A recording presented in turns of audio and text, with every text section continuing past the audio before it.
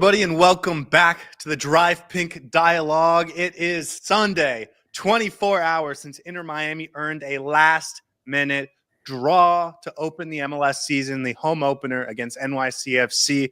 We are going to break it all down today, talk about some of the interesting decisions, some of the interesting moments of the game. We'll give out some awards. We'll do everything that we normally do in our post-game analysis. But as always, let's start with this. I'm your host, Scotty. I'm here with my co-host, Saur. How are you feeling tonight, my man? The New York curse continues. As much fun as you want to make of me trying to figure out why we keep losing to New York City FC, it just keeps happening, man. You stopped me from going for the 2-2 scoreline yesterday, and I really wanted to do it.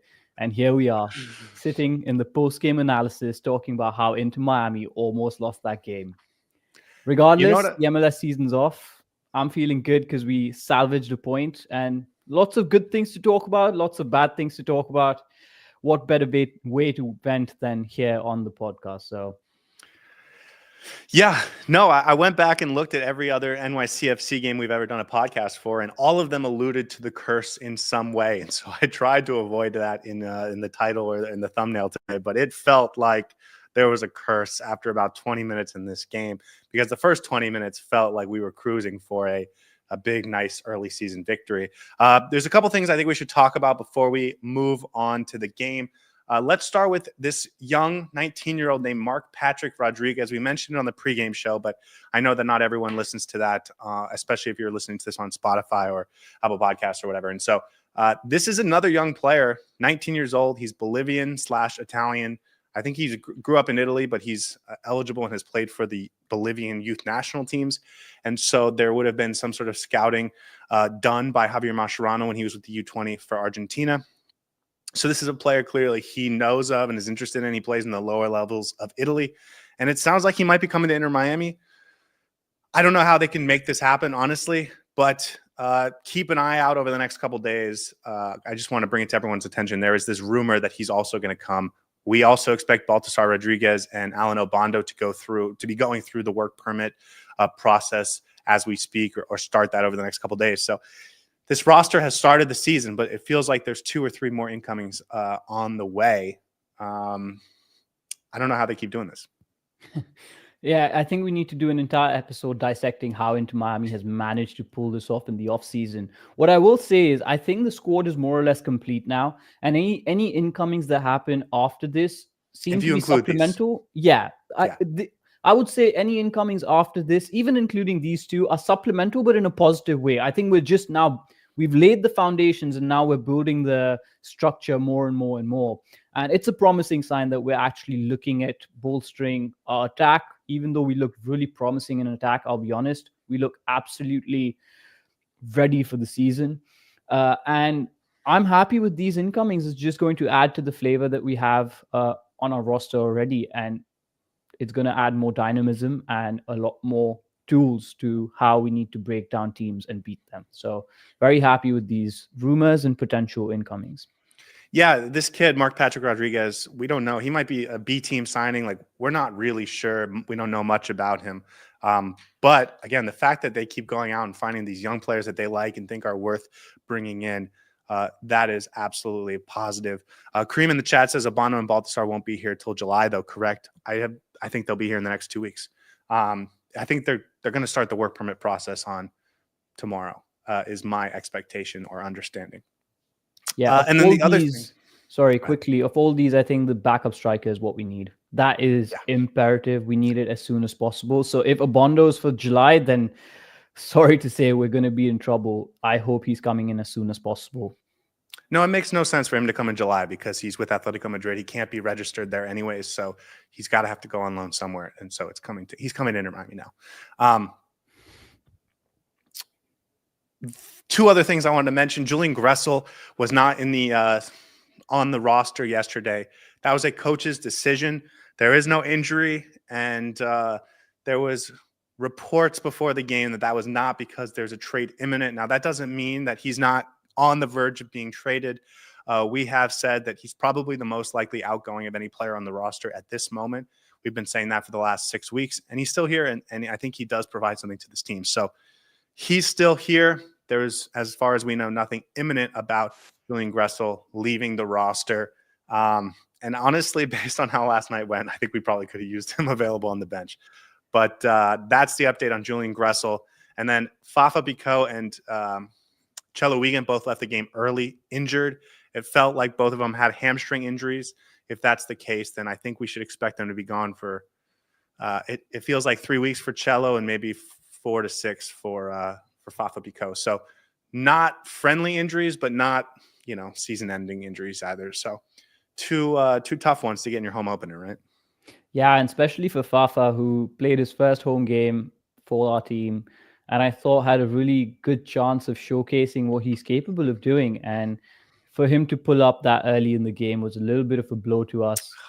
And then they scored immediately, I think, after that as well. So not a great start for his Inter Miami career, but I'm confident he's going to come back soon and going to come back with the fire in his belly to try and score as many goals as possible. Going to be a huge miss as well, especially with Cello Wiegand out again. Same, I think, going to be a massive miss in that right back spot. But I'm sure we'll get into it more as we talk about the game.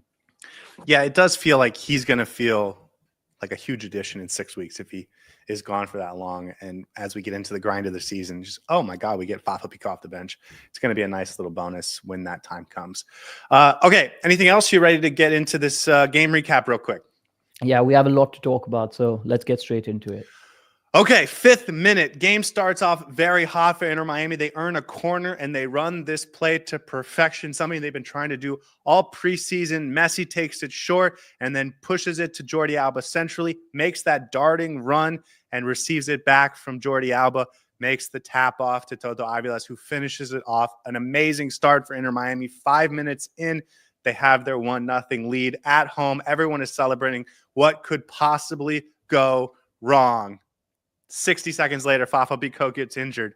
That's not great. But you know what? Robert Taylor comes in. We feel great about that. So again, what could possibly go wrong? 22nd minute, everything could go wrong. Alonso Martinez with a really nice play, I think, to gather the ball and then spin between two defenders. But then he gets taken down from behind by Tomás Avilés. It was a dog-so challenge, denial of a goal-scoring opportunity, which means it's an automatic red card. And Maxi Morales and Mitya Ilenic combine after the VAR review to put the score on even footing. 1-1 after a pretty nice penalty, a pretty nice set piece play by NYCFC.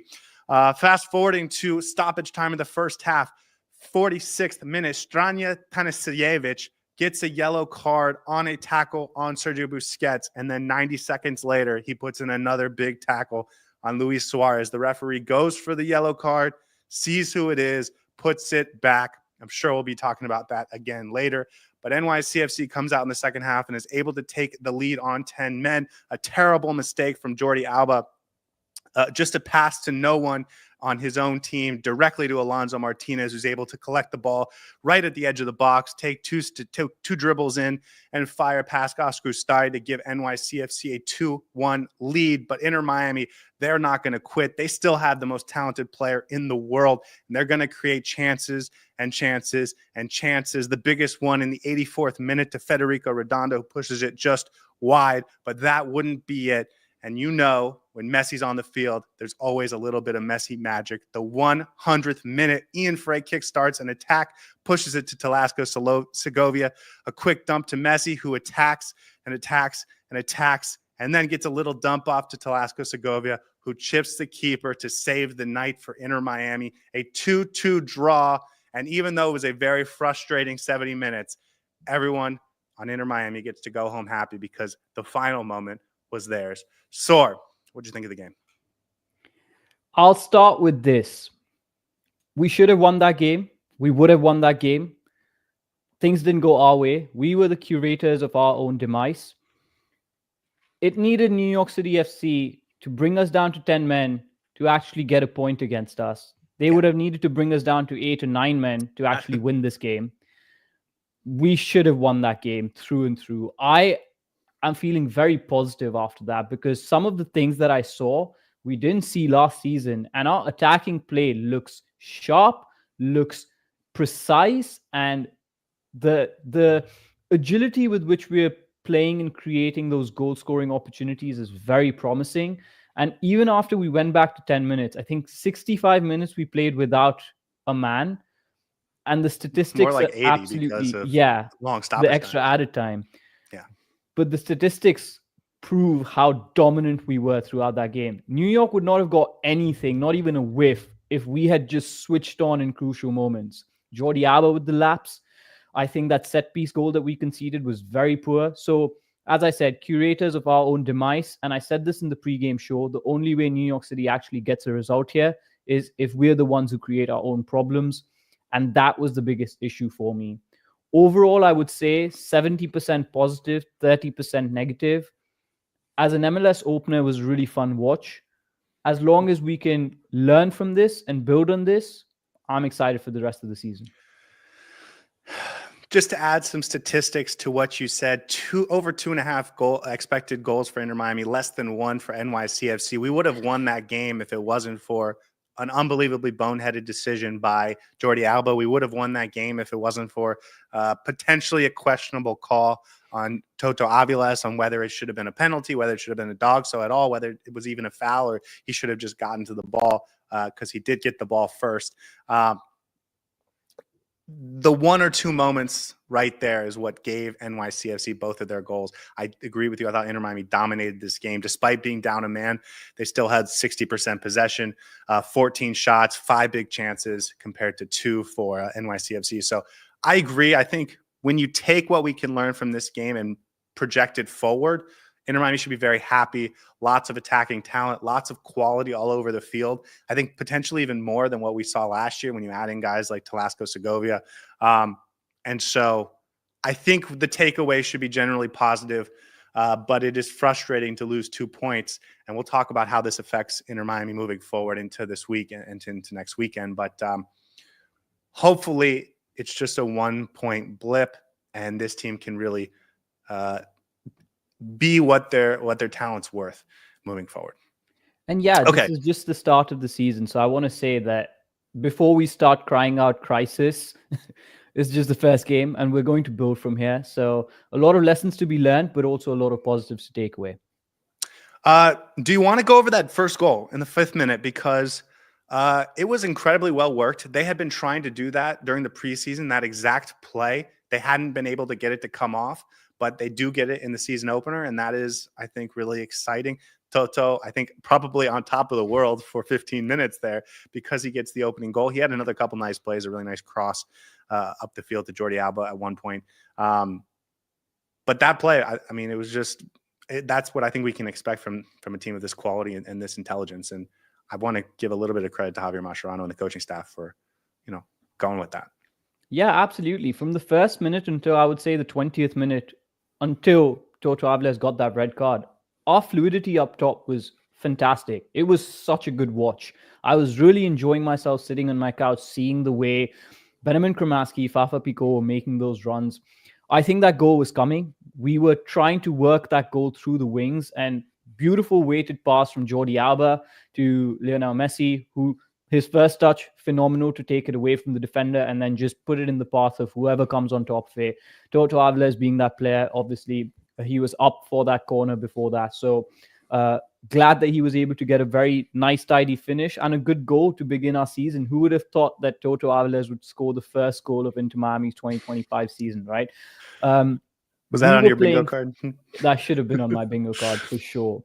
No, we were playing very fluid. Our attack was just carving up NYCFC like it was butter. And I think the biggest piece of that I really liked to see was the 2 wingers. They were playing very expansive. And you talked about how Benjamin Cremaschi is going to play as the 6th. And I kept questioning it in the pregame show that he's going to probably play on that wide channel. And he was dangerous with those runs that he was making. I really like what we are starting to see from some of these youngsters where they pop the ball off to Messi and they don't wait around to watch him do his magic. They make those runs in the channels and in the spaces. And that creates so many good opportunities. And I thought the biggest way we were able to open up NYCFC in the first 20 minutes was by having 2 really expansive wingers in Fafa Picault and then Robert Taylor. Cremaschi. And then Robert Taylor came on and I thought he looked really good. One of the things I've written down here is Robert Taylor deserves more minutes. I thought he looked really good in that wide left role. And this was something we haven't seen because we always saw that left player coming inwards and playing more centrally with Jordi Alba making those runs in behind. But I thought the key was having two expansive wingers. And other than that, it was just really good to watch. This is, I think, something that we've talked about a lot over the course of the preseason, that it feels like Messi and Suarez and the midfield too are going to have the same role almost every game. But it's those wide wingers, wide forwards, wide midfielders, whatever you want to call them, that are going to be changed out depending on how Inter Miami needs to attack the opposing team. We saw a very different style in this game compared to what we've seen over the last couple, well, the Sporting Kansas City game and the last few preseason games. Segovia isn't that type of player. Tadeo Allende, it doesn't play quite as wide. He likes to drift centrally. And so when you really want to beat guys wide and high, which is exactly what they were doing with Fafa Picault, with Robert Taylor, with Benjamin Kramaski, I think the most notably on that right side, you're going to have the pace and athleticism if you stay wide, and then you're going to get those opportunities to cross it in. There was one big opportunity that Luis Suarez couldn't put on target, but Kramaski 2 or 3 times was able to get down that right side, put in a good ball, and there just wasn't anyone there. And you wonder maybe if Fafa Picault would have been there if he was sort of still in the game. But to your point, I think this was the game plan, obviously. And so the next moment I wanted to talk about was Fafa Picault going down. I was really happy he went with Robert Taylor, because and that was in the 7th minute, if you put on Telasco Segovia at that point, you're changing your whole game plan. And I love the fact that he stuck with Robert Taylor. It was the most like-for-like sub he could have made at that point in order to, keep his game plan, to keep the rhythm, to keep the flow. So I really appreciated the fact that he went with Robert Taylor instead of a Segovia or instead of a Tadeo Allende in that situation, because he was the right player to continue playing in that style. Yeah, 2 points from that. One positivity that I see from all of this is that Javier Mascherano is tactically flexible. So he wasn't going into this game playing the same idea of the left-sided inverted winger and a right-sided expansive winger. He went with both expansive wingers, which I really like to see, because it shows that he's not married to one idea. He's able to adapt when it needs to be done. And you're right, commitment to the game plan. You have Fafa Picault go down. He could have very easily put on Tadeo Allende or Telasco Segovia, given that they're obviously the preferred starting players.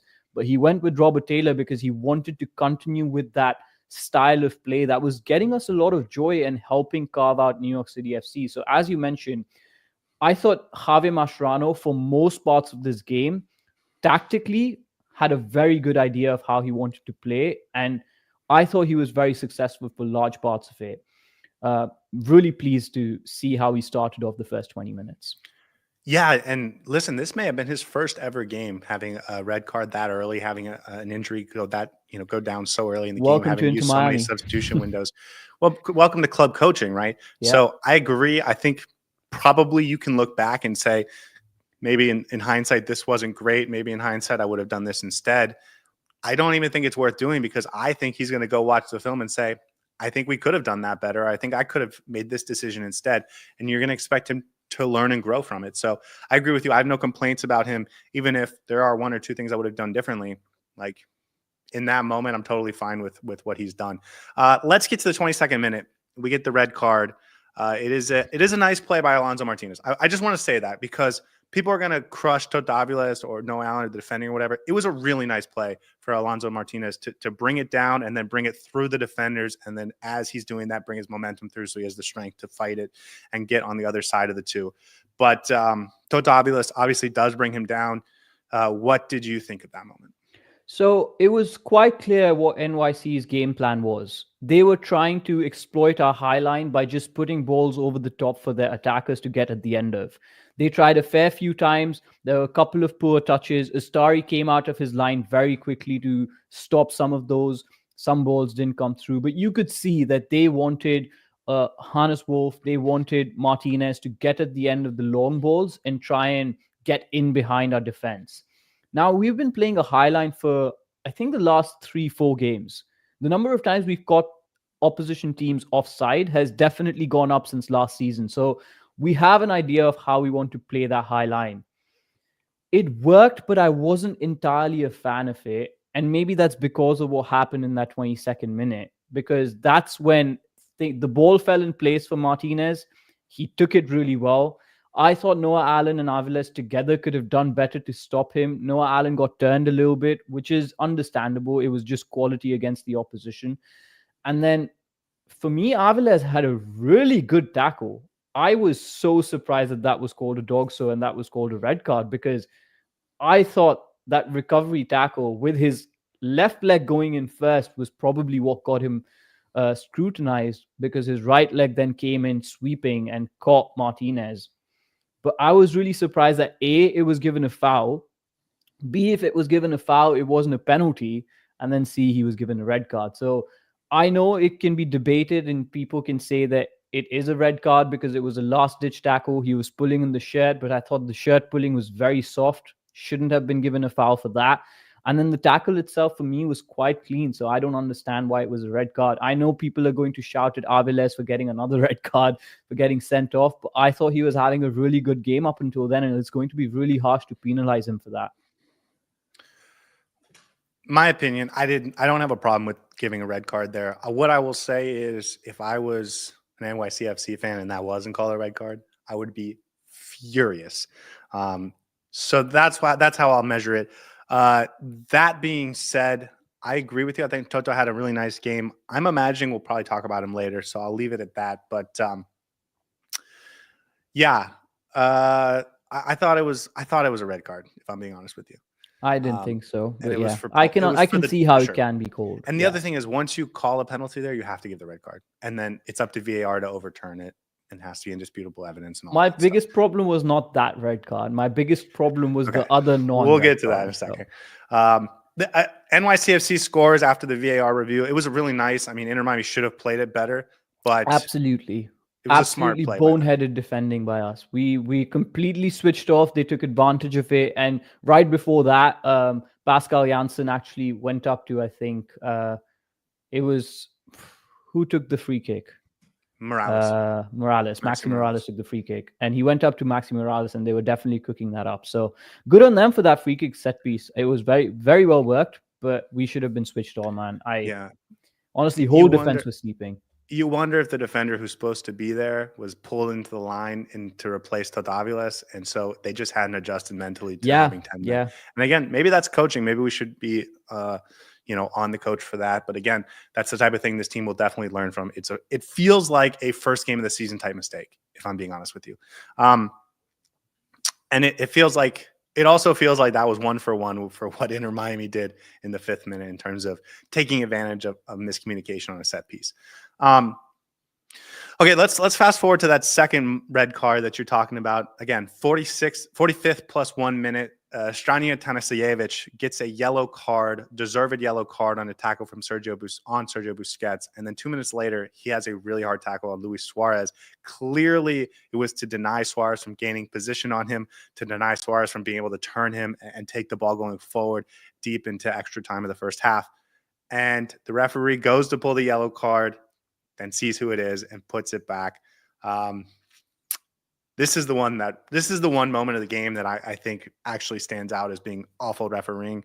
I know there's a lot of decisions that fans can, argue about, but I think that's sort of normal in the course of games. But this was the one really bad decision I thought came out of this game. You have to give him a second yellow card. It was an obvious second yellow tackle. He had another hard tackle earlier in the first half that I noticed in the rewatch because I was looking for it. And the fact that you've already given Inter Miami a red card means you're already at that point in the game, right? I understand sometimes in the first 10, 15 minutes, they'll be hesitant to give a yellow card because they don't want to, get the game out of control early. But once you've already given a red card, you can't be hesitant to give a second one, especially for a deserving play. And so I thought that was a disaster from him. No, I think the biggest disaster was that he actually went to his pocket to bring out the card and then put it back. That is shameful. If it's a yellow card, it's a yellow card, regardless of who the player is. And if you've made up your mind that you're pulling that yellow card out, that means you definitely know it deserves one, and he should be sent off for that second yellow. Boneheaded, idiotic refereeing.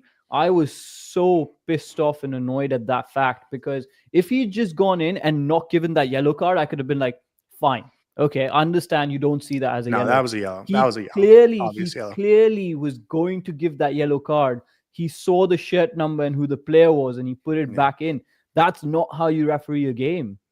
That is clearly, I don't want to say biased, but he clearly didn't want to create a controversy by giving off a second red card.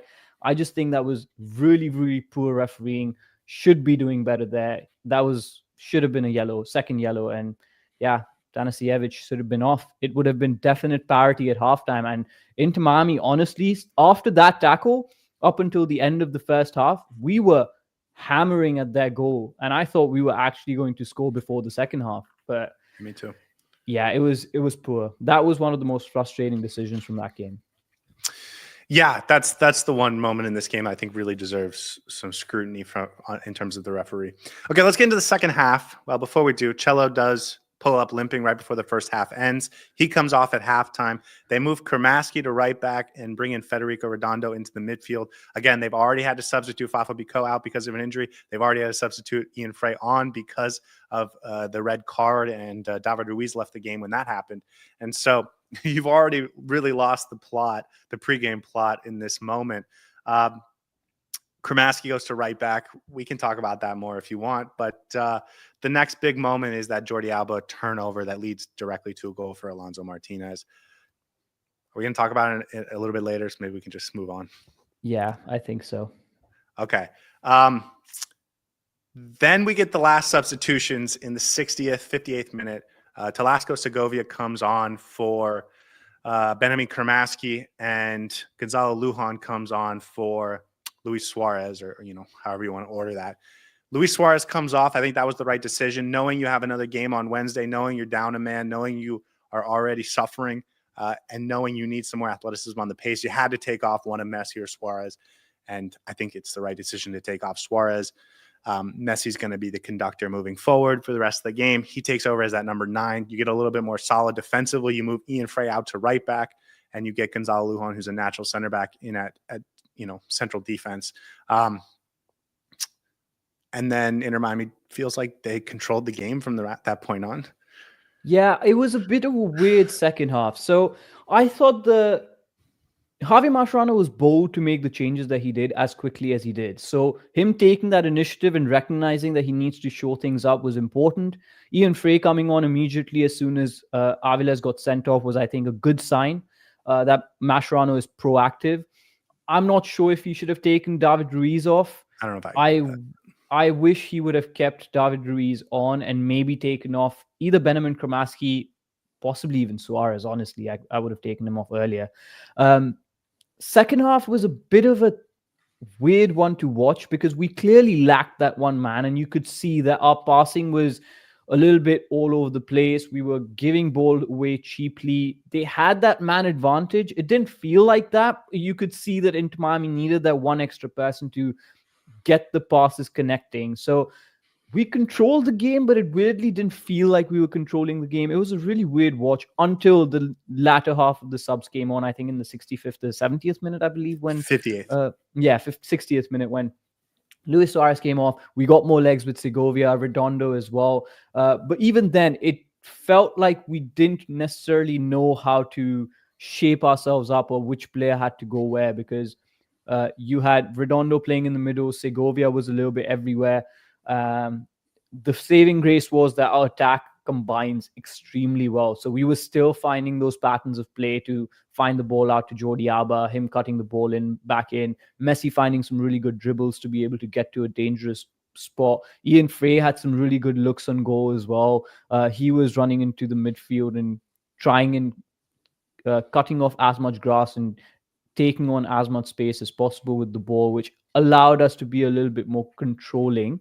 But it was, I think, back and forth. New York didn't necessarily create any chances because they lacked that quality to do that, but we kept giving them the ball away at times, which is a little bit annoying. Okay, I want to go back to something you said, because I'm actually not sure that bringing on Ian Fray right away in the first half is the right decision, because you have the personnel to play that 4-3-2 that you wanted to play by moving Busquets to the back line. I saw some people in the chat, and I didn't have time to get to them last night in the reaction. They're talking about putting Busquets against Alonso Martinez recipe for disaster. But like, give Busquets a little bit of credit. He's been able to be an effective center back, and you put him next to Noah Allen, who has some real pace, and especially if you can have a ball possessor at the back. This is something I thought Inter Miami missed in those first couple minutes after the red card. They really struggled the whole possession. They were turning the ball over against a really nice press. So if you put Busquets back there on the ball, I think that actually could have worked out better. We didn't mention it, but NYCFC got a couple of really nice shots off, including a really nice save by Scotty in the 27th minute, immediately after the red card. So I actually would have liked to see him just move Busquets to the back line, have that midfield two be Kramaski and Ruiz, and then go with it for 5 to 10 minutes, see what it is. And the reason I say this is because you've already used a substitution window to bring off Bico. So that's what I would have liked to see.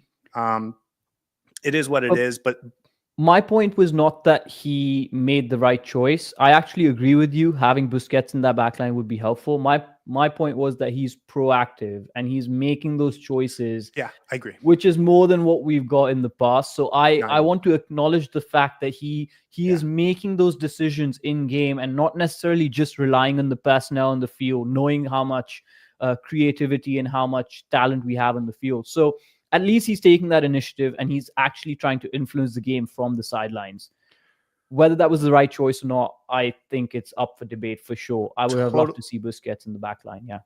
Totally agree. And again, similar thing after halftime, you have to bring off Chelawigan. You brought on Redondo and you pushed Kramaski to right back.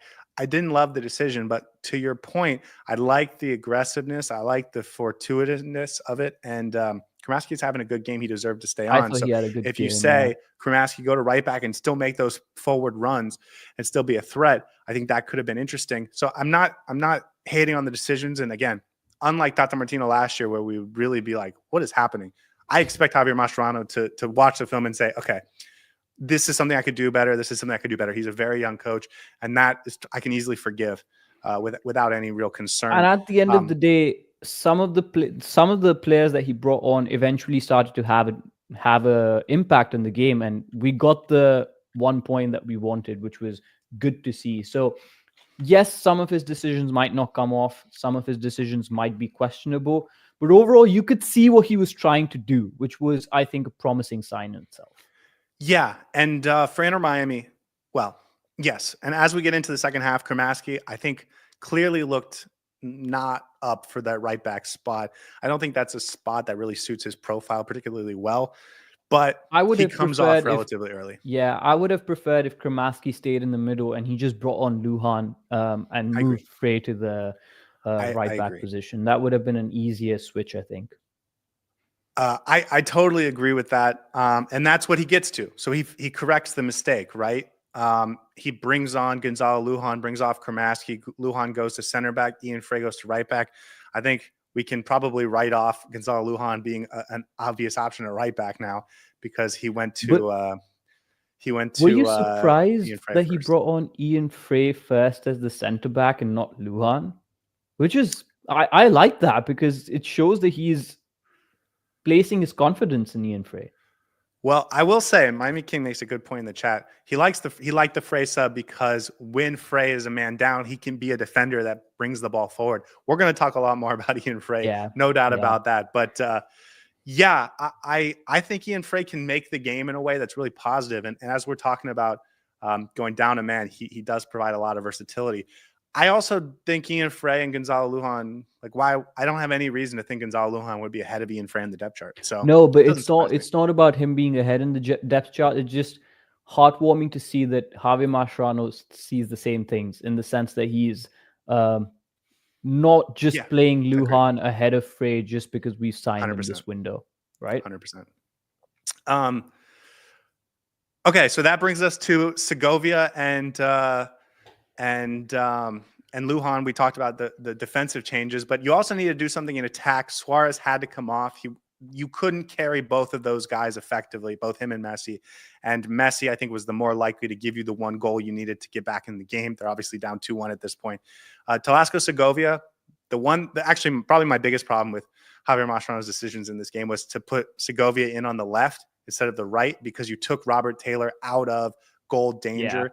You mentioned that you thought Robert Taylor had a really nice game, and I saw some people in the chat say Robert Taylor wasn't good. I thought he was very good as a left winger, and I thought he looked kind of Poor on the right unhelpful side. on the right side. And Telasco Segovia, I also thought struggled to make a mark for the first 25 minutes he was in this game, because he didn't feel like he had the guys going forward to help maximize his skill set. And so by the time he realized he had to be the guy getting forward, it had already been 25 minutes. Now, part of that is he should have heard that he needs to be that guy from the coaches on the sideline and been able to adapt to the game right away. But it is early part of the season. These are young coaches, so all of that can be forgiven. But that was one thing I would like to see different next time. Is I would like to see Robert Taylor stay on the left if it's going to be for Segovia.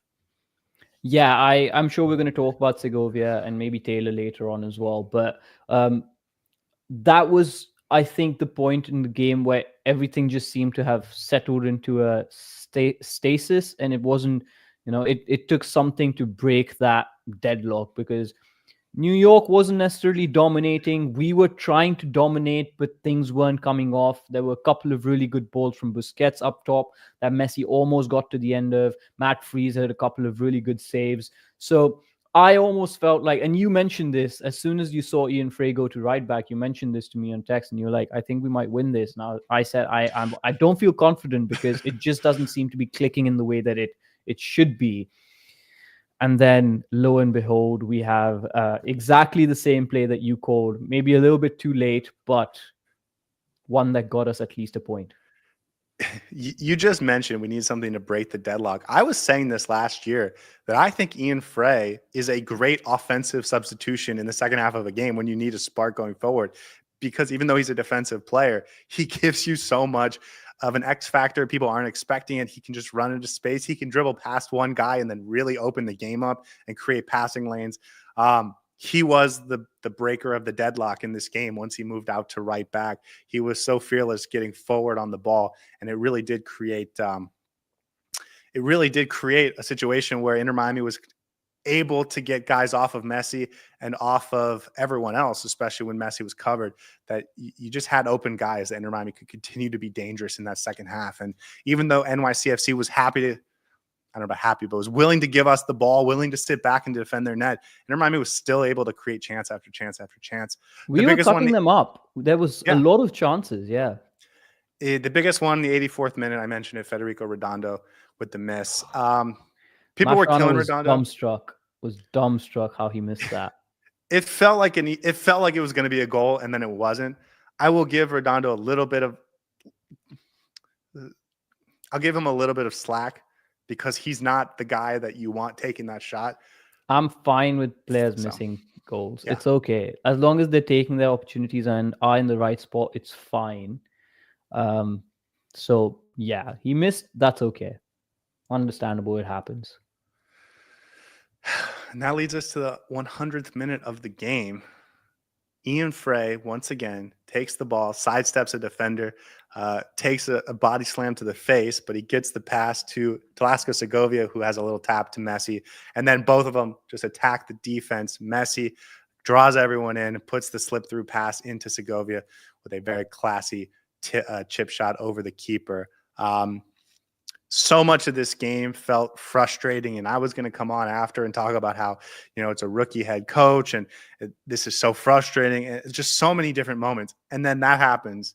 It changes the entire vibe, the entire mood, and everyone's celebrating and happy, including myself, because the only thing better than an equalizer at the death is a winner at the death. So to get the second best thing you can possibly get in those circumstances felt pretty darn good, especially for a new player that's still trying to get, acclimated to the team. Yeah, the emotional reaction to that would have been so different if we hadn't got that goal. And I can completely see you being on the podcast, absolutely losing it at Javier Mascherano. But I do want to take a step back and acknowledge that this game for large parts was very positive. That last goal, the way it came, I thought we were doing enough to actually be able to pull that off much earlier than we did. It was just a shame that it all fell in place towards the end. Glad that it did, because we deserved at least a point from this game, and it would have been very frustrating to have lost to NYCFC. But it is what it is. It's a learning curve for Javier Mascherano and for the players. New York always seems to have our numbers somehow, even when they're quite poor.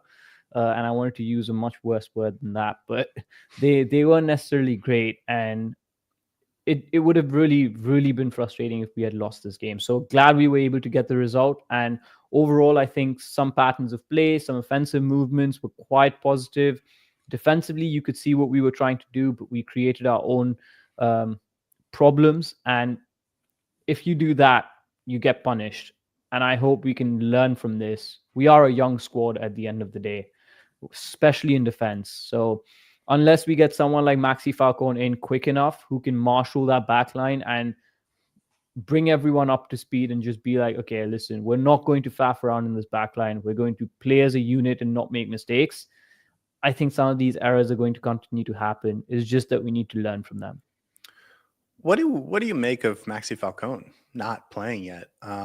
No, I don't. He was I'm available not off the bench, and he had. I mean, there was many chances. He could have started, doesn't start. He could have gone in when Tomás Avilés leaves the game. He doesn't. He could have gone in when Gonzalo Lujan goes in and Ian Fray goes right back. There was multiple chances for him to enter this game, and they didn't. And especially when you're down a man and you're in a sort of a situation where you're a little desperate, to bring on 21-year-olds and 23-year-olds instead of the veteran. Especially considering, especially that last substitution when there's only 30 minutes left, you would imagine he has the legs for that. No, I'm not feeding into that rhetoric. Obviously, I think Javier Mascherano wants to start him in a decent game where it's not crisis and all hands on deck. I think he's going to probably start after the SKC game, maybe get a few more trainings in, and then he should be ready to go. Not physically, but just in terms of chemistry with the back line. And the defense is such that you want to have a partnership that has some sort of an understanding, right? So putting Falcone in this first game of the season, of the MLS game of the season, when he hasn't played with Avilés or Allen, whoever his partner is going to be, could have been a bit of a difficult situation. And then when you're 10 man down, you don't want Falcone to be on and make a mistake that could really ruin his debut. So I'm not going to read too much into that rhetoric. I think he's going to get his chance, and as soon as he gets his chance, he's going to be a starter for us. So it'll come eventually. I will say I'm not as convinced that he's going to be the number one center back as I was 4 days ago or 5 days ago. I thought he was going to come in and be the guy right away. And we've seen guys come in without much training, without much practice.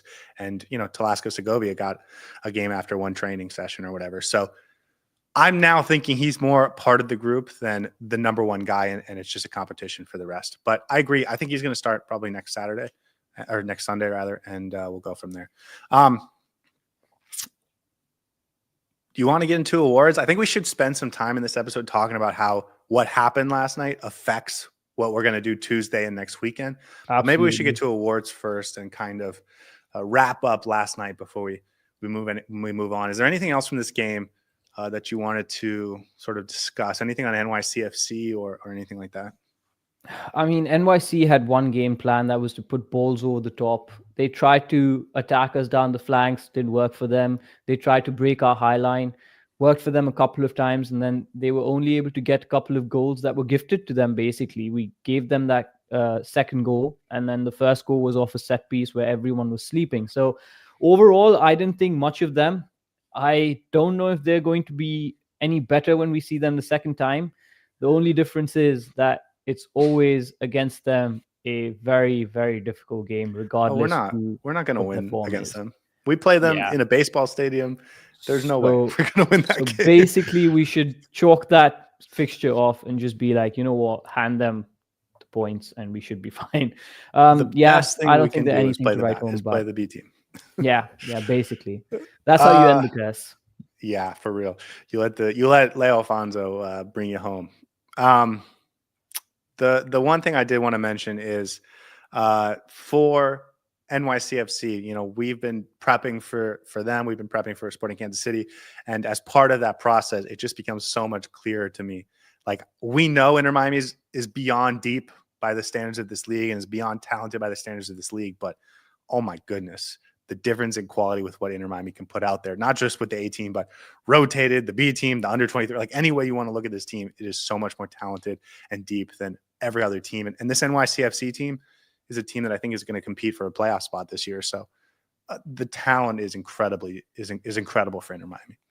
And I think that's an understatement because last season, if we brought some players off the bench, you could have been like, okay, yeah, maybe they have an impact, maybe they don't.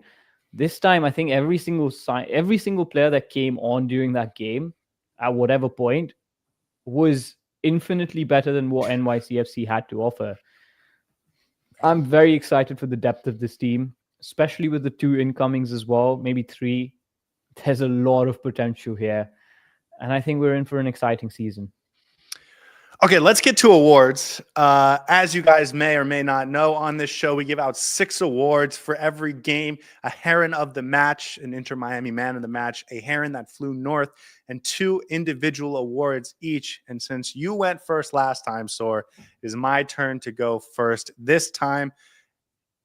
Any guesses on who I give the MVP to? If you had to give this out, is it clear to you? Yes, the referee. No, I am giving this to Lionel Messi. He gets 2 assists. He has a number of opportunities to have gotten a 3rd or 4th assist. He had a really nice ball to Jordi Alba that Jordi Alba kind of fluffed. He had a nice ball to Robert Taylor that, Robert Taylor, if he puts a slightly better shot on, he could have scored a goal. I think there was like 3 or 4 assists in this for Messi. And of course, once Suarez leaves the game, he is charged with being the focal point of the attack, and he does it really well. So to me, I thought Messi was the clear choice. He obviously gets the 2 assists, including the one at the end. It's almost like he has to go above and beyond to be the best player on this team, even though just by like the standards of what he is. But I thought in this game, he was still the best player. There were a couple other players I thought were worth recognition, and we'll probably get to them. But for me, it was Lionel Messi, no doubt. Yeah, this is how I'll contextualize it. Last season, Lionel Messi put in amazing performances, but there could have been a case to say that someone else was the man of the match. This time, the 2 games that he's played this season so far, he's been head and shoulders above everybody else on the pitch. Absolutely brilliant. I don't know what it is he's eating for breakfast. Maybe it's actually his haircut. But there's no doubt, man. There's absolutely no debate who the best player on that pitch was. He's already got 2 goal contributions in the first game that he played in the MLS. Could have got more, honestly, if we had Suarez finishing off some chances. Robert Taylor had a couple of really good chances off Messi balls. Overall, I think he had a brilliant game. Again, rescued us a little bit. And I feel like that's going to be the theme of the season. I have a feeling we should keep a tally of how many Herons of the match we give to Messi, because it might be many more than we did last season, because I think he's really performing at a level higher than everyone else on the pitch. He feels like he's primed to have a credible season. I will say, we did the preview show, and I asked everyone, including you, how many goal contributions is he going to have this season? And you said, what, 45, 50, something like that. Most of the answers were between 40 and 50. He's on pace for 68, which is much closer to my answer of 60, 65. Just putting that out there. And can I just say, he's incredible. His attitude as well. He just wants to win, right? It doesn't feel like he's out there just enjoying his time in the Miami sun. He's actually getting involved, getting stuck in. He got a yellow card towards the end of the game because he was arguing with the referee. He also had another issue with, I think, the opposition physio or somebody, where he that was our assistant coach. Yeah. Oh, I think so. Well, he wasn't happy by the end of the game. So the fact that he still has that fire to perform and that fire to actually continue to win every single time he's on that pitch is very promising, and that's what separates the best from the rest, right? He was arguing with the ref about getting an extra minute or 2 in the game to try and get the winner, and I was just thinking to myself, you're exhausted. I can see you be exhausted. How do you think you have this in him? But of course, he is who he is, so of course he thinks he does. Okay, that's the man of the match. Let's get to our second award, the Heron that flew north. This is the award that goes to the player that's doing the wrong thing. As you guys may know, Florida Herons don't fly north for the winter. So if you catch one doing that, they're doing the wrong thing. And that's perfectly symbolic of who in this game? I think there are a couple of candidates that you can talk about. I'll start with the one who's not, for me, Heron that flew north. Avilés could be probably the most obvious choice for a lot of people because he got the red card, basically changed the nature of the game. I think he was very unlucky there. So I don't want to penalize him and I don't want to blame him for that. It was very harsh from the referee to give him that red card. I thought his tackle was clean. The second person in contention and who the award for Heron that flew north goes to is Jordi Alba. That was a cardinal sin of a pass. He basically passed it to nobody into open space. There was no pressure on the ball. He wasn't being pressed by the opposition. He had plenty of time to assess his options. I think he thought Noah Allen was going to be there, just passed the ball into space, and then Martinez jumped on that and scored that goal. Very poor, basically gave them that 1 point. They had absolutely no teeth other than the opportunities that we gave them. Overall, I thought Jordi Alba was okay. He wasn't too bad apart from that one moment, but he wasn't great either. He had a couple of really good opportunities of creating chances with the cutbacks that he always does. But as a veteran, you would expect better of him. And for him to be that person to cost us 2 points is sad. That being said, I don't think we need to read into this too much. Of course, it happens from time to time. Players make mistakes. Jordi Alba is going to pick himself up and maybe put in an even better performance next game. But for tonight or yesterday's game, I think he was a Heron that flew north for me. I agree with you. I would have given him the award as well. I think probably Jordi Alba has 7 to 8 games a year like this where he's just off the mark, and you just hope they don't come in the worst moments. I think we saw that in the playoffs against Atlanta. Jordi Alba struggled in those final 2 games. And so this happens. I'm not worried about him moving forward, but I think he was the right choice. Obviously, the pass that led directly to a goal is just as bad as what Toto did, I think, on an individual moment basis. Absolutely. But I thought Jordi had a poor game in general. He had some really bad turnovers. He had a number of opportunities in the box where Messi put him in a good spot or Robert Taylor put him in a good spot, and he just fluffed it. So I think this is the right choice. To Toto, can I talk about Toto for a second, or are we going to give him an award? I don't have an award for him, so yeah, okay. Go ahead. This is an understandable foul from a center back. Not that you can do it, but you can understand that desire. Oh my God, a guy is beat. I have to do something. And you get a little too aggressive. This is not like the consistent yellow cards he was getting last year, where he was pushing way high up, trying to make a play and just being too physical, or, he got a yellow card for kicking a ball that was already out of bounds for time waste. Like those are brainless mistakes.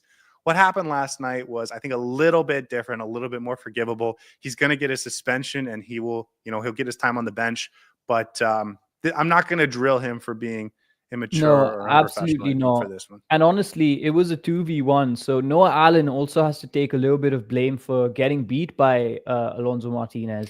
Both of them together should have done much better, let's be honest. I thought it was a great play. Absolutely, but you don't want to lose your man like that in a dangerous spot, so you have to acknowledge that they could have done better for sure. That feels almost like what Messi did to Sporting Kansas City on Thursday or Wednesday. And you're just like, that's an amazing play by Messi, right? He just takes it down in an incredible way to go through defenders and then creates a shot for himself. And so I don't think it was that like amazing. Of course, it was good, but they should have dealt with it together, both of them. And I did think Noah Allen had a little bit, I think, largely positive game. I really liked what I saw from him. Some really good passes from him. I really enjoyed those. But both of them should have dealt with it, and they did not. So Avilés had to make that tackle. And for me, that was a really good tackle. And the red card was for shirt pulling. So it wasn't just the tackle. Regardless, I think it's understandable. I wasn't too mad at Avilés for doing that. I was more mad at the referee for the choice that he made. So anyways. Okay, let's get to our next award. Again, 2 individual awards each. And I will start by giving the F and award. F and. Any guesses? What is this a reference to? This is the F and award. It is not in reference to anything. That's weird. I have absolutely no clue what this. Go ahead, take a guess. I'm going to say Ian Fray, because he's the only player whose name starts with F. So that's what I'm going to I love the reasoning. Yeah. And you're absolutely correct. The award goes to Ian effing Fray. Oh. Ian effing Fray gets the award. He made this game. That was very poor. That was very I poor. just that's funny because this is my favorite award. Okay. It's a clever play on words, man. I really Yeah. appreciated this one. Ian F. and Fray gets the award. He makes the game. He makes the game. When we needed someone to pull the ball forward, he does it every single time without asking, and he does it well. He's going to have a few sloppy turnovers when you are sort of desperate for an offense like that. But when you have to put so many resources towards going forward, having a guy in the back line that can just do that naturally and do it well, it's unbelievable. I don't understand how he doesn't start every time he's available to go 90. Because he's so talented. And I get the rest. I get you don't want to start him every 90 because of the injury history. I get that. But he needs to start whenever he's ready. And whenever he can go 90 and it's responsible to let him go 90, he should be starting those games. Don't even know what to say about him. He is another quality. I think the most promising youngster we have on the team. Better than Noah Allen, better than Robert Taylor, obviously. Better than, I think at this point in time, I would say better than Segovia or any of the youngsters that we brought him. Of course, different positions, but in terms of the ceiling, the impact that he makes is beyond scary. He came on and you could immediately say he took two touches of the ball and he was past three players. The way he dribbles the ball, the way he's so confident on it, he doesn't care about anybody else around him. He'll just do his thing. And he makes that last play. I wish he would have done more of that and I think he tried to do more of that. And I wish other players around him have that kind of confidence to just take their man on, because your defender shouldn't be the one who should be dribbling through the middle of the park to try and create some opportunities. I've written down in my notes, I have an award for him, obviously. His passing was a little bit wayward at times, but that was, I think, everyone around him as well. So it wasn't anything out of the blue. It didn't make or break the game in any way. He has areas to improve upon, every player does. But what he brings to this team is absolutely invaluable. I said he could potentially even play as a defensive midfielder because he just has so much control of the ball and he just goes forward and makes things happen. And you can immediately see why he's better than every other option that we have, whether it's Lujan or Wigan, and he should be starting more games. His only question mark is health, and that's it. Otherwise, he would be probably the most important player on this team after Messi and Busquets and Alba. I'm not even going to touch that, how you ended that. Here's what I will say. Both Messi and Ian Fray took on 13 defenders on the dribble. Ian Fray won more of his duels one-on-one than Lionel Messi in this game. So it was incredible. Now, I will say it wasn't perfect. He had a couple turnovers, especially when he was as a center back. He had a pass forward to Messi that I think Messi was not expecting at all. And Messi, I think, watched the ball go by and thought to himself, like, okay, I didn't realize that was in your arsenal. He raised the hand up as well. I remember. Exactly. Yeah. He was like, that one's on me. My bad, man. But no, just the fearlessness going forward is what made the game. It allowed Inter Miami to play with basically one less guy in the back. And maybe we'll talk about Ustari coming forward and filling that position really effectively. But he's just such an X factor. He needs to be on the field whenever he's responsibly ready to play. And so I don't get it.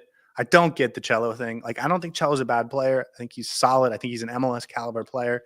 My biggest problem is the gulf in quality between Cello and Fray is immense. It's immense. It's night and day. Like, at this point in time, I don't even want to pretend because it's so visible. Everyone can see it. So there's no point in saying that Cello Wigan is on the same page as Ian Fray. I think the only thing Cello has going for him is availability.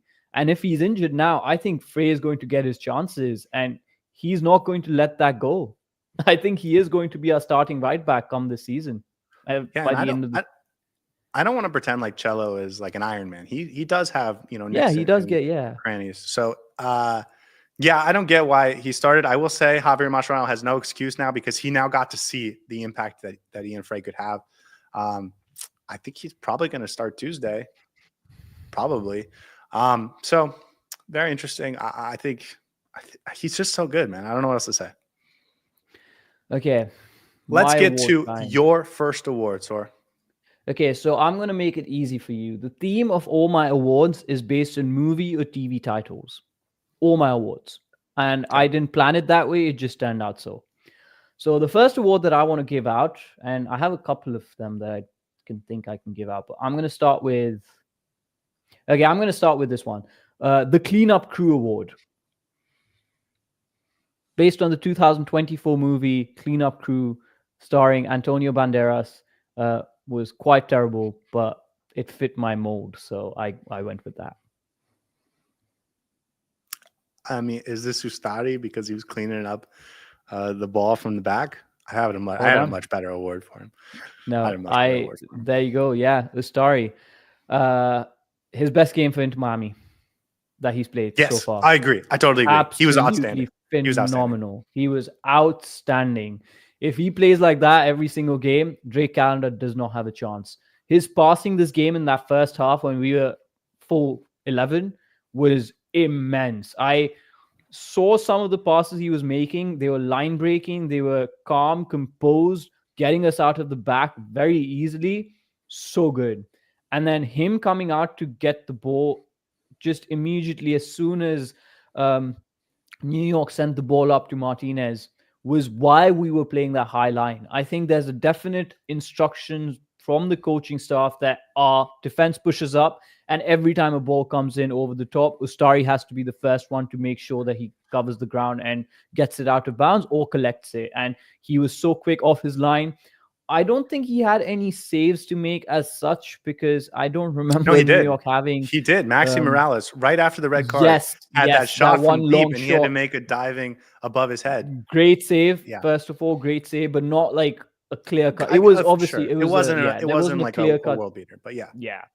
And I don't think New York had any opportunities that was one-on-one with Ustari, so he didn't have that many saves to make as such. The Maxi, but the one goal they had off of the Alba turnover. Overall, I think his performance level was so comprehensive and well-rounded. He did everything that you'd want your goalkeeper to do. He was a sweeper keeper. He had some good saves. He was passing really well. So for me, an outstanding performance from him. And yeah, you have to appreciate it when he does that.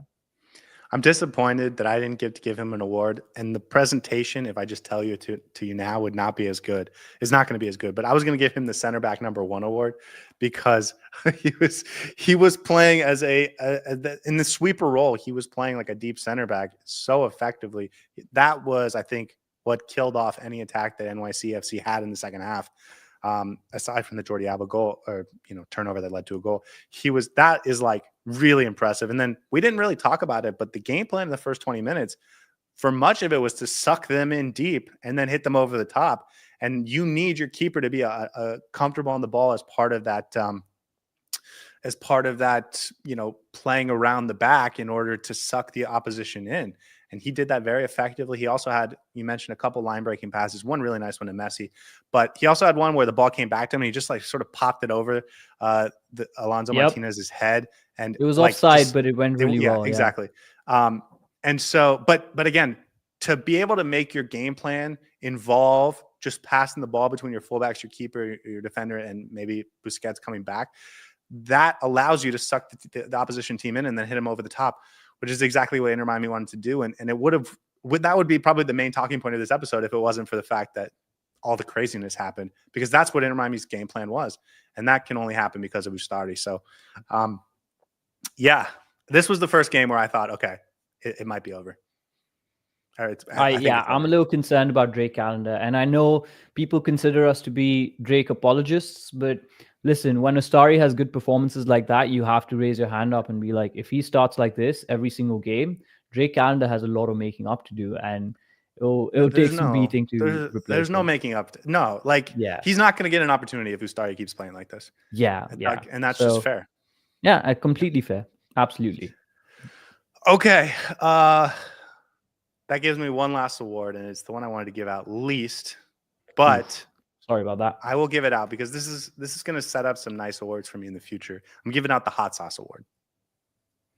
The hot sauce award. This is something that you add to your food when you want to spice things up. You want to spark your food a little bit, remove the blandness. So the hot sauce award obviously goes to Robert Taylor because he is hot as a hot sauce, and he had a great game despite what chat might tell me. It goes to Telasco Segovia. I had a much better award for Telasco Segovia. How dare you take it away from me? Telasco, since the minute we signed him, I've wanted to give this award because Telasco sounds exactly like Tabasco. Tabasco. Oh my God. That's But that's a good award, but mine is better. But also, it's because Telasco Segovia was the little bit extra that sometimes you need to put on your food to make it great. He was a little bit extra that Inter Miami needed to get the point in this game. He was, I thought, not great for 20 minutes. And then in the last 10, 15, he really started to establish himself, and it culminated in that goal. I am still very curious what his fit is in this team. The talent is obvious. Has to play centrally. The talent is obvious. I'm not exactly sure if we've found the best place for him yet, but sometimes you just have to have talent on the field and it's going to win out. And that's what happened in this game. And then the calm composure on the finish for the chip shot. I mean, he's not as forward. He's not a striker. To do that as a midfielder, it's beautiful. I am so excited about this kid. I'm he's gutted so because I can't use my award for any other day because it was specifically for this episode and this game. Apologies. So I'm going to tell you what my award was. Based on movies and TV series, it was Chippendale Rescue Rangers because he chipped the ball over the keeper and rescued the game. It was such a good award, regardless. Telasco Segovia, I know exactly what his best position for this team is. Midfielder as number 8, bump Redondo off, put Telasco Segovia in there. Nobody's better in that position than him. He's an upgrade on Diego Gomez. I think in terms of quality, in terms of his ability on the ball, he's better than Gomez. Gomez was an absolute engine who was great in front of goal. I think Telasco Segovia can be better. He has to play in the middle. When he started doing that, you could see the changes that he was trying to, the impact that he was trying to have in this game. I think you're right that at the start when he came on, it didn't feel like he knew where he was supposed to be.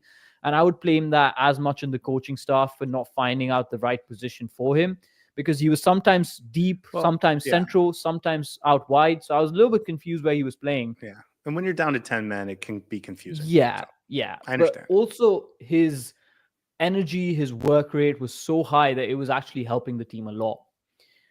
And then that audacious chip at the end to make that run first for, to bounce it off Messi, make that run in behind, to find that ball from Messi was beautiful, absolutely. But to make that audacious chip in the 90 plus 10th minute of the game just goes to show he has the confidence and composure to be able to finish that and take that chance. Great first goal for the team. This was his debut goal.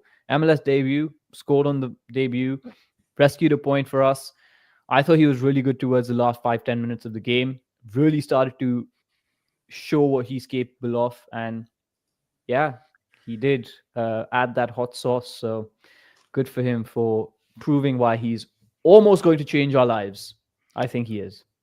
I think, you know what he does well? He goes hard, but he also takes it easy. You know what I mean? Exactly. No, you're gonna throw that back in my face every single episode now, aren't you? Only until the next time you say something silly like that. But he does actually he does play hard and then takes it easy. Look at how well he scored that goal. I want to see him on the right before I put him in the midfield because I think once you put him in the midfield, you are really limiting your roster options.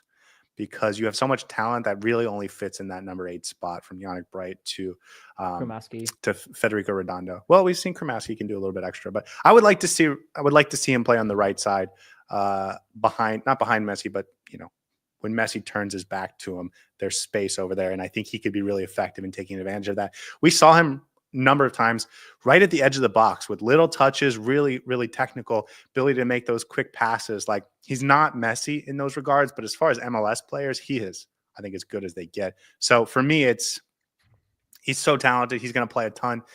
I hope they move him around. And then he gets the game winner. So now he's going to be sort of not the game winner, the equalizer, but he's going to be endeared by Inter Miami fans. We've been talking about him since the first time it broke, and I couldn't even wait. I was so excited about this player. I had to go live without you. And it's just, I'm so excited about it, man. Yeah. And the ceiling is immense. I'm glad that he got that first goal and now he can just play his game. I think there's so much more that he's going to do for us this season. Probably going to be my favorite signing of the offseason. So very excited to see what he does for us. Yeah. Okay. What is your second and final award? I'm not that happy about this award, but I'm going to give it because that's the only one that's left on my list. I'm going to go with the Curious Case of Benjamin Button, and in parentheses, solved. I've added a little extra to this. The Curious Case of Benjamin Button. Well, I have no idea what that's about, so I'm just going to look at to see who deserves an award. I'm giving it to Robert Taylor. I'm thinking you're giving it to Robert Taylor because you love him and you want to give him an award. I actually forgot to have an award for Robert Taylor. I'll be honest. Let me guess again. Yeah. Let me guess again. It's Luis Suarez. It is Luis Suarez. Well done. Do you know why? Because you think he's supposed to be getting younger, but then it's not happening, and that's why it's solved. So it's no longer a curious case. Absolutely spot on. Until last season, it was a curious case of Benjamin Button because he was getting older, but he was getting younger in how he was performing and how he was scoring and how he was playing. And I feel like I've come to the conclusion that that case has finally been solved. His de-aging has stopped, and I think age is going to catch up with him. I am getting very frustrated with Suarez, and I'm going to be a harsh critic this season. I think for large parts of that game, we were playing with two men down because Suarez did not contribute much. Neither going forward, he was 2 steps back. There were a couple of really good balls that Kramaski put in. Taylor had opportunities for him. One was he completely bounced off, and that's understandable. It was a quick delivery, but he was just off the pace, did not contribute much. And more than anything, I think he'll be fine. He'll still score goals and stuff, and he'll still contribute. But in games like this, when you go down to one man, I think it becomes a detriment having Suarez on the pitch because you are basically then playing with 2 less men, and he's unable to make those runs quick enough. So I think when you are in a situation like this, I'm not saying every single game, when you're in a situation like this, Suarez should have been the one to come off for David Ruiz because David Ruiz could have offered more off the ball and helped us build up play more. And we have enough firepower up top to score goals. So you bring off Suarez and put someone else on when you're 10-man down. So yeah, I'm a little bit on the fence. I know he's probably going to come through and prove me wrong and score a lot of goals, but I just don't think he's going to be able to produce the same numbers, and he needs to be scrutinized because we don't necessarily have a backup, and we need a backup striker ASAP. You're making me so happy because I can't wait to spend the rest of the season telling you how right I was and how wrong you were. That's fine. I don't mind being wrong, but I'm going to call him out when he doesn't play well. Here's what I will say. Down to 10 men is the worst situation for Luis Suarez. Exactly. You need to be defensively sound, and probably you need to be able to hit on the counter really quickly. I think he would have scored 2 goals if we don't go down to 10 men because we would have consistently hit Kramaski on the right side. He would have been whipping those balls in. So, this is a tough game for Suarez. I think it was the right decision to pull him out because the only other subs, the guys you took out before him were 2 guys that got injured in Cello and Fafa Bicos. So he was basically the first guy off, and he deserved to be because this isn't the type of game for him. Yeah, but I think in general he's fine. Award is more contextualized in this particular game itself and the situation that we were in because it I think becomes a liability then. Overall, I think he's still going to start against SKC and maybe even score a couple of goals. So I'm okay with that. I think he'll get into the game rhythm eventually, but at this point he's just not performing that well, and I want to call that out when that doesn't happen. Yeah, I'm glad we're getting all these clips of you doubting him again so that I can, again, throw them in your face for the rest of the season. I'm doing it for a reason, man. Anybody else that we should talk about? I mean, Kramaski on that right side I thought was really interesting.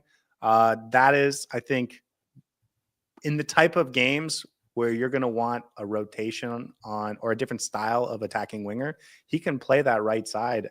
Really, it was really impressive, I thought.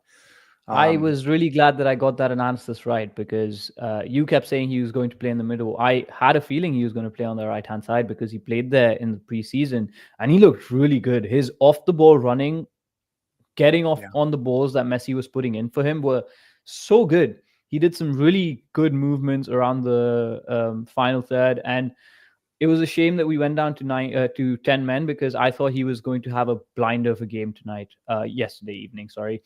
I thought he played really well in that right wing spot, and I liked the expansiveness. Robert Taylor as well on the other side after Fafa Pico went down, I thought was really sharp, very quick, had some really good goal scoring opportunities if only Matt Freese hadn't saved them. And I thought he was very dangerous down that wing. So both of them on the right and the left looked good. I thought Robert Taylor good on the left, not as good on the right. No, he just can't impact right the game in the same way on the right side. So that's not his position. Noah Allen, I thought, again, another solid, just really solid veteran style performance from him. I'm just so impressed. And very confident. And he had a couple of really good balls as well. That was like, oh, damn. I know he did. He's starting to, but that's, I think, one of the coolest things about our young players is they, there's sometimes young players come into the MLS and they're just the same player for 3 years. And it doesn't feel that way with our guys. They're trying things. They're trying to grow their game. And then as you do that over time, it actually becomes. And it feels like there's confidence around the club as well to allow them to do that. Because a lot of the time, sometimes if one pass doesn't come off, the coach would be shouting, why did you do that? But it seems like Mascherano has given them the confidence to go out and express themselves and try things that they want to. So I know sometimes those balls will go wayward. You give the ball away cheaply. But I think it's time that they start doing that, because it's an important part of their development. So no, I agree. And the fact that they find time and opportunities for that, even though they have these huge expectations and big standards and want to win every game and big stars and all that, like I'm very impressed with what Inter Miami is doing from a young player development time. And they've given guys opportunities, right? David Ruiz and Kramaski and Noah Allen all getting time today or last night in Fray. Another young player I wanted to talk about was Gonzalo Lujan. I thought I was really impressed against Sporting Kansas City over 90 minutes. He came in for 30 minutes today in tough situations where we were throwing a lot of bodies forward and they would have had the opportunity to hit on the counter, and he looked really good. So very solid for whatever time he played. He had one moment where he tried to put the ball out to Jordi Alba across field, and it went over and went out for a throw-in, and Javier Mascherano was shouting his lungs at him. But other than that, I thought he had a very solid performance. Coming off the bench in that situation is not easy, and I thought he handled himself very well. Again, another young player who I think is more mature than we initially thought. And I think he might be playing more minutes than we think he was going to initially. We'll so see.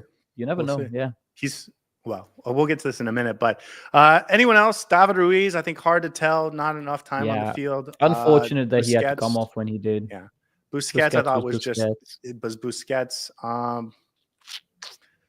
Cello. I mean, I thought Cello was fine in the first half, but everything that we say about Cello Wigan, I think, is contextualized in the sense that Ian Fray is so much better. It's not that Cello's bad. He's solid. He's fine. He's a solid MLS player. Possibly the best Inter Miami right back we had ever had when we signed him. But Ian Fray is just that much better. So it is what it is. Okay.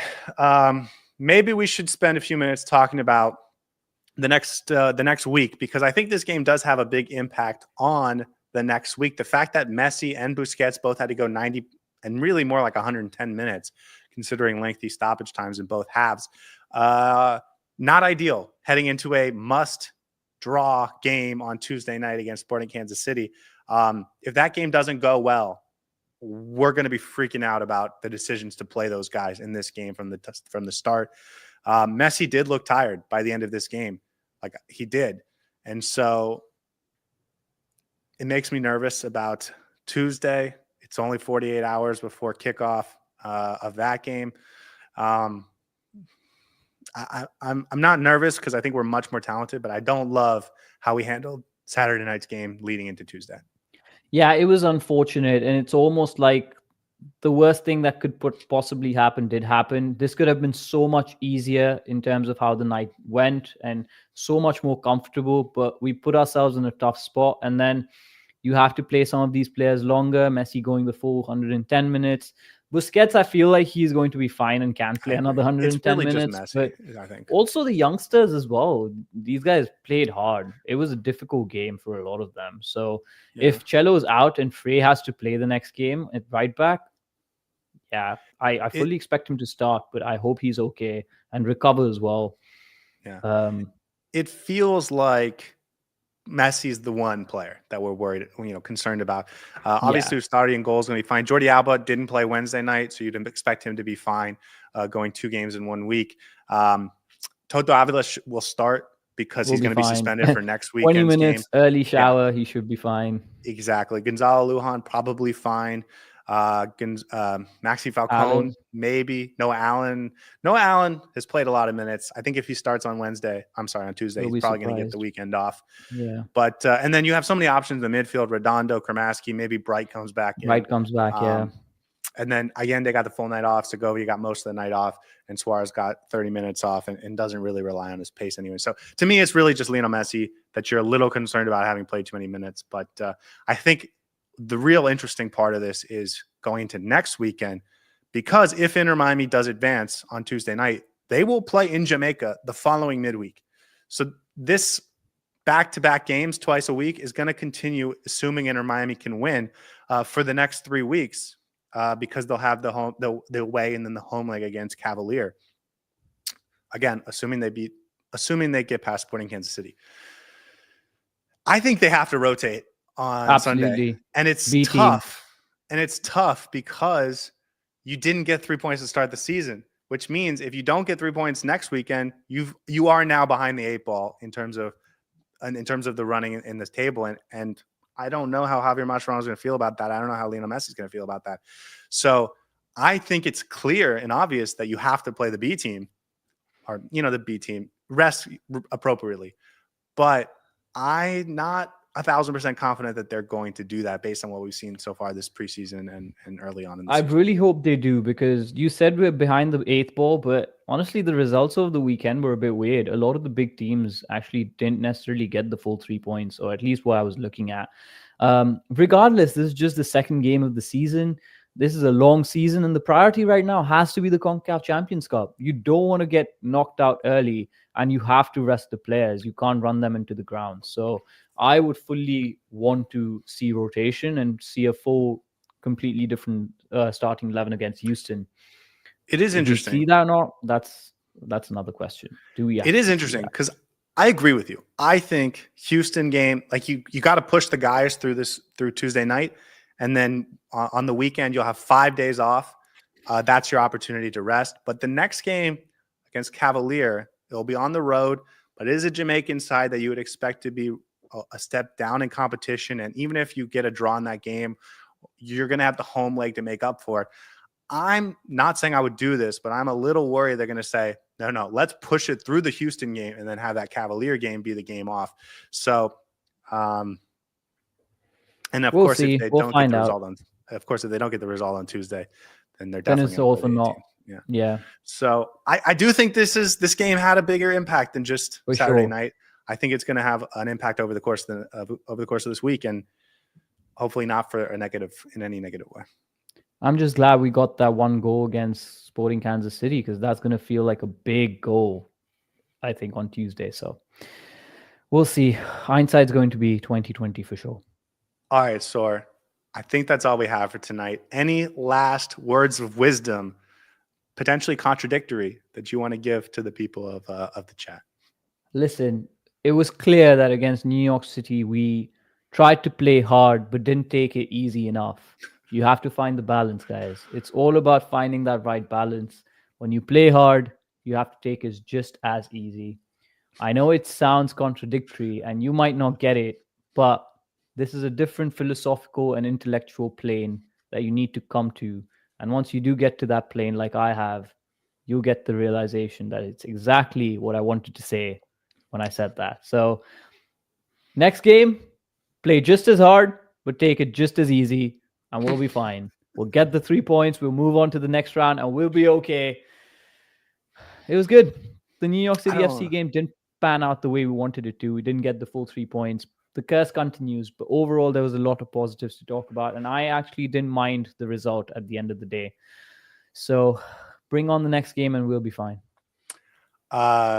I'm not sure if I should mention this again because I don't know if I'm comfortable with this being a bit of yours that we do. It has become forever. a bit now. No, I think I'm gonna. You made it a bit. Let this one go. I appreciate how you turned turned the tables on that one. Mhm. One last thing, I like to check Twitter right before we end our live streams because sometimes there's breaking news or whatever. For those watching live, I encourage you to go watch the Sporting San Diego FC game. They're in their debut right now. It started 15 minutes ago. In that game, CJ Dos Santos is the starting goalkeeper for San Diego. And what irony that CJ Dos Santos is starting goalkeeper in the MLS in week 1 and Drake Callender is not. Franco Negri and Chris McVeigh, former Herons, also starting for San Diego. So go check it out, see what they look like. Not on the schedule for Inter Miami this year, but it's a new team. And I will say those colors, pretty hideous. But good luck to them. And hopefully Dos Santos and McVeigh can really catch on. I expect Negri to be their starting left back this year. Any final words, Saur? No, that's it. You got my bit from me, so take it away. All right, guys. Sign us off. We'll be back Tuesday night pregame, 1 hour before kickoff. For those listening on Spotify, Apple Podcasts, or only on audio version, that is only on YouTube. Come and join us. It's a lot of fun. We get into the chat, get into the team, get into what to expect, the lineup, all that stuff. It's the 1 hour before kickoff. I hope you join us. And then next weekend, we'll be back and so on and so forth. The season is here. The MLS season's off to, I think, a mediocre start in terms of the results, but I think a lot of talk about and a lot of intrigue in game 1. So fun to talk about, fun to go over. And as always, guys, I hope you have a wonderful night. We will see you guys next time. Hey everybody, thanks for tuning in. Do us a favor and hit that like and subscribe button. Since our first viewer, sharing this with you all has been the very best part. So from the beginning until the end, thank you for being a part of this and have a wonderful day.